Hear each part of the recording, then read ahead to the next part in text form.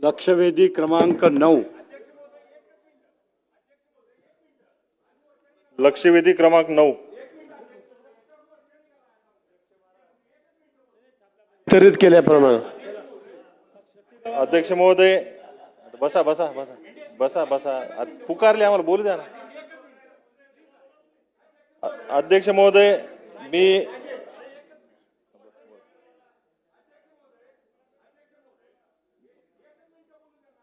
माझ्या झाल्यावर बोला, मला झाल्यावर. अध्यक्ष महोदय, मी एका फार गंभीर विषयावर आज आपलं लक्ष या ठिकाणी वेधू इच्छितोय. परभणी जिल्हा मध्यवर्ती बँकेच्या वतीने या ठिकाणी फार मोठ्या प्रमाणामध्ये गैरव्यवहार करण्याचा प्रकार मागच्या अनेक वर्षापासून चालू आहे. त्यातल्या काही प्रमुख मुद्द्यांवर मी या ठिकाणी आपलं लक्ष वेधू इच्छितो. अध्यक्ष महोदय, परभणी जिल्हा मध्यवर्ती सहकारी बँकेमध्ये एक मोठ्या प्रमाणामध्ये गैरव्यवहार चालू आहे, ज्यामध्ये अनुकंपा भरती ही मोठ्या प्रमाणामध्ये चालू आहे. अध्यक्ष महोदय, या भरतीच्या माध्यमातून जवळपास आतापर्यंत 50च्या वर मुलांना त्या ठिकाणी अनुकंपाची नोकरी देण्याचा निर्णय मध्यवर्ती बँकेनं त्या ठिकाणी घेतलेला आहे. अनुकंपाची व्याख्या अध्यक्ष महोदय काय आहे की एखादा कर्मचारी सेवेमध्ये असताना त्याचा दुर्दैवी मृत्यू झाल्याच्या नंतर त्याच्या वारसाला त्या ठिकाणी नोकरी देण्यात यावी, अशा पद्धतीचा अनुकंपाचा धोरण आहे. परंतु आमच्या बँकेमध्ये अध्यक्ष महोदय सर्रासपणे एखादा कर्मचारी अनफिट झाला किंवा त्याला अनफिट दाखवलं गेलं, सिव्हिल सर्जनकडे जायचं, त्याच्याकडनं अनफिट प्रमाणपत्र मिळवायचं आणि त्याच्यानंतर त्याला सेवेमध्ये असमर्थ आहे अशा पद्धतीची धारणा धरायची आणि त्याच्यानंतर त्याच्या मुलाला किंवा त्याच्या वारसाला नोकरीत घ्यायचं, लाखो रुपयाचा व्यवहार त्या ठिकाणी करायचा. अशा पद्धतीची भरती मागच्या अनेक वर्षापासून जिल्हा मध्यवर्ती बँकेमध्ये चालू आहे. अनेकदा मी संचालक असल्या कारणानं अनेकदा आक्षेप घेण्याचा प्रयत्न केला, परंतु त्या ठिकाणी जिल्हा मध्यवर्ती बँकेच्या संचालक मंडळामध्ये कसले प्रकारचं आमचा आक्षेप नोंदवून घेतला नाही. माझी विनंती आपल्याला अध्यक्ष महोदय आजच्या निमित्तानं अशी आहे की जे विद्यार्थी होतकरू आहेत, जे विद्यार्थी मागच्या अनेक वर्षापासून स्पर्धा परीक्षा असेल, बँकिंगच्या परीक्षा असेल, याच्यामध्ये अभ्यास करून प्रयत्न करत आहेत, अशा तरुण कार्यकर्त्यांवर, तरुण मुलांवर खऱ्या अर्थानं अन्याय होत आहे. माझी विनंती आहे आपल्या माध्यमातून सहकार मंत्र्यांना, सहकार विभागाला की अशा पद्धतीची झालेली अनागोंदी भरती, गैरव्यवहार हे आपल्या माध्यमातून त्या ठिकाणी हे रद्द करावा. दुसरा विषय असा आहे अध्यक्ष महोदय की प्रोबेशनच्या माध्यमातूनही काही लोकांना त्या ठिकाणी प्रोबेशनच्या माध्यमातून रोजंदारीवर नोकरीचं लावण्याचा त्या ठिकाणी घाट घातलेला आहे. त्या लोकांना नंतर 2 वर्ष 3 वर्ष कायम करून त्यांचा प्रोबेशन पिरियड पूर्ण झाला म्हणून, त्यांचं कार्य चांगलं आहे म्हणून त्यांना त्या ठिकाणी पुन्हा प्रोबेशनच्या माध्यमातून कायम नोकरीला घेण्याचाही निर्णय बँकेमध्ये त्या ठिकाणी घातलेला आहे. त्याच माध्यमातून आता सरळ सेवा भरतीची 152 जागांची भरती IBPS कंपनीच्या माध्यमातून झालेली आहे. अनेक विद्यार्थ्यांनी, अनेक तरुण मुलांनी त्या ठिकाणी अर्जही केलेले आहे, परंतु बँकेचे अध्यक्ष, MD आणि इतर अधिकारी, काही लोक त्यामध्ये अशा पद्धतीचा आर्थिक व्यवहार मोठ्या प्रमाणामध्ये करत असल्यामुळं IBPS कंपनी सुद्धा आज त्या ठिकाणी डागाळलेली की काय अशा पद्धतीची परिस्थिती त्या ठिकाणी निर्माण झालेली आहे अध्यक्ष महोदय. आणि चौथा, अनेक विषय आहेत, पण 4च विषयावर मी या ठिकाणी आपलं लक्ष केंद्रित करतोय अध्यक्ष महोदय. कर्ज वाटप मोठ्या प्रमाणामध्ये जिल्हा मध्यवर्ती बँकेतून होत आहे. ते कर्ज केवळ आणि केवळ काही संचालकाच्या जवळचे नातेवाईक, हितसंबंध, त्यांचे कार्यकर्ते यांच्याशी त्या ठिकाणी कर्ज वाटप मोठ्या प्रमाणामध्ये झालेलं आहे. ते कर्ज असं झालेलं आहे अध्यक्ष महोदय, म्हणजे 50-50 प्रमाणामध्ये त्या ठिकाणी कर्ज वाटप झालेलं आहे. संचालकानं जर एखाद्या डिमांड केलं एखाद्या शेतकऱ्याचं, तर तो त्याचा कार्यकर्ता असेल, त्या कार्यकर्त्याकडनं 1 लाखाचं जर डिमांड झालं तर 50% त्या शेतकऱ्याला, 50% त्या संबंधित संचालकाला किंवा त्याच्या मध्यस्थाला. अशा पद्धतीची परिस्थिती मागच्या अनेक वर्षामध्ये त्या ठिकाणी उद्भवलेली आहे. मी या ठिकाणी आपल्या सर्वांना सांगू इच्छितो की काही लोकांचं असं म्हणणं आहे की कर्जमाफी या ठिकाणी सहकार मंत्री महोदय होणार आहे आणि कर्जमाफी झाल्याच्या नंतर हे जे काही कर्ज वाटप झालेलं आहे हे ऑटोमॅटिक त्या ठिकाणी माफ होणार आहे. अशा पद्धतीची परिस्थिती असल्यामुळं बेमाफ प्रमाणामध्ये त्या ठिकाणी कर्ज वाटप त्या ठिकाणी चालू आहे.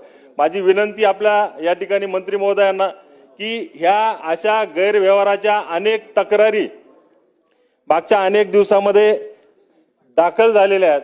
खऱ्या अर्थानं या सभागृहाचे सर्वोच्च नेते आदरणीय देवेंद्र फडणवीस साहेब विरोधी पक्ष नेते होते, त्यावेळेस त्यांची तक्रार त्यांच्या पत्रावर दाखल झालेली आहे. त्यानंतर या सभागृहाच्या राज्यमंत्री असलेल्या मेघनादिदी बोर्डीकर त्यांची तक्रार या बँकेच्या गैरव्यवहार संदर्भात झालेली आहे. त्यानंतर या सभागृहाचे सिनियर सदस्य माजी सदस्य रामप्रसादजी बोर्डीकर त्यांची सुद्धा तक्रार या बँकेच्या गैरव्यवहारामध्ये त्या ठिकाणी दाखल झालेली आहे. नंतर मी विधानसभेचा सदस्य म्हणून ही तक्रार दाखल झालेली आहे. अशा अनेक तक्रारी या बँकेच्या विषयी दाखल झालेल्या आहेत. माझी विनंती आहे अध्यक्ष महोदय की सहकार मंत्री महोदयांकडनं या ठिकाणी आम्हाला उत्तर मिळालेलं आहे. उत्तरामध्ये असं नमूद केलेलं आहे की महाराष्ट्र सहकारी संस्था अधिनियम 1960 चे कलम 89 आदेश दिनांक 19/9/2025 अन्वये बँकेची तपासणी करण्यासाठी विभागीय सहनिबंधक सहकारी संस्था लेखा परीक्षण छत्रपती संभाजीनगर यांची नियुक्ती करण्यात आलेली आहे. असं अनेक प्रश्नांच्या समोर हे उत्तर त्या ठिकाणी मिळालेलं आहे आणि काही ठिकाणी तक्रार दाखल नाही अशा पद्धतीचं उत्तर त्या ठिकाणी दाखल झालेलं आहे.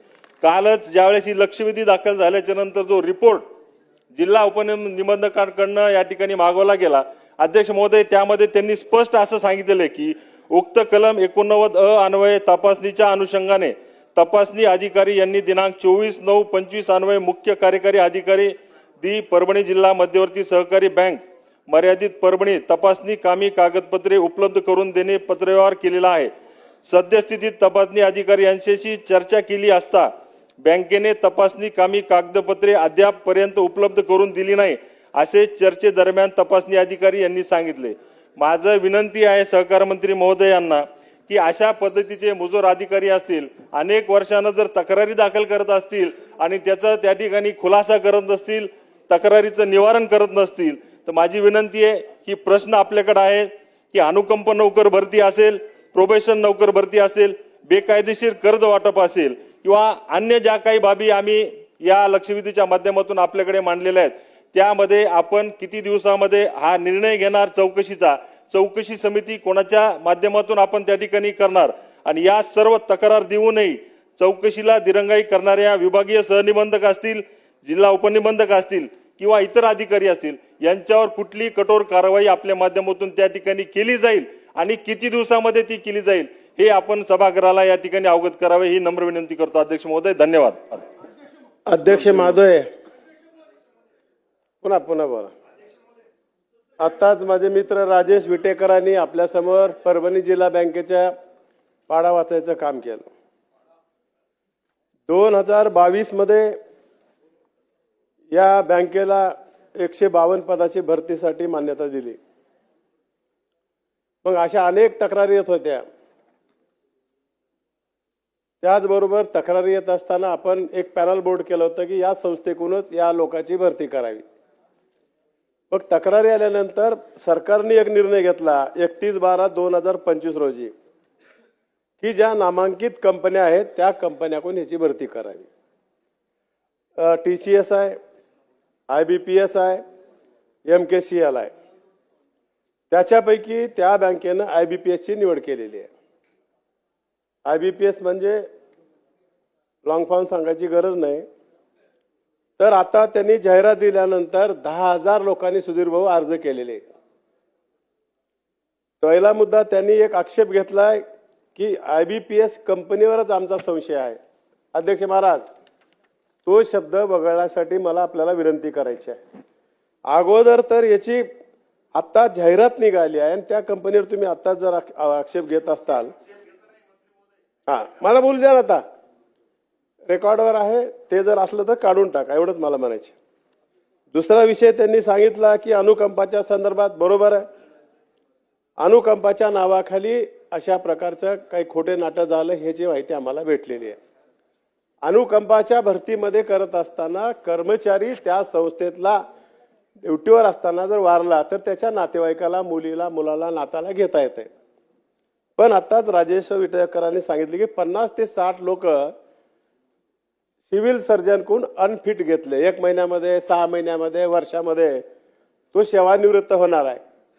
म्हणून असं अनफिट सर्टिफिकेट घेऊन 50 ते 60 लोक भरलेली अशी आमच्या विटेकर साहेबाची माहिती आहे. ते आम्हाला तपासावं लागेल की कशा प्रकारे सिव्हिल सर्जन सर्टिफिकेट दिलेत आणि अशा प्रकारची भरती झाली असेल तर अध्यक्ष महाराज ते भरती कॅन्सल रद्द करायला लावूत. आम्ही अशा प्रकारची तुम्हाला आमदार साहेब मी तुम्हाला शब्द देतो.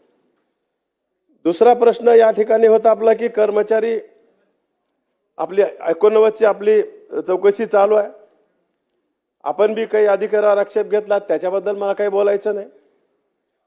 पण त्याच्यात काही दिरंगाई झाली असेल तर तुम्हाला त्या दोघांवर विश्वास नसला तर आम्ही तुम्हाला सहकार विभागातील अपर निबंधक दर्जाचा एक वरिष्ठ पातळीवरचा अधिकारी देऊन याची तात्काळ तुमची चौकशी करून, आता विलंब लागणार नाही, जॉईंट रजिस्ट्रार पेक्षा वरी भाऊ त्यांच्यावरच आक्षेप आहे DDR आणि जॉईंट रजिस्ट्रारवर. हा ते कोणी का असणार त्यावेळेसचा त्याच्यावर आपण हा अपर निबंधक नेऊन चौकशी अहवाल तात्काळ या ठिकाणी प्राप्त करून योग्य ती कारवाई केली जाईल. आमदार साहेब.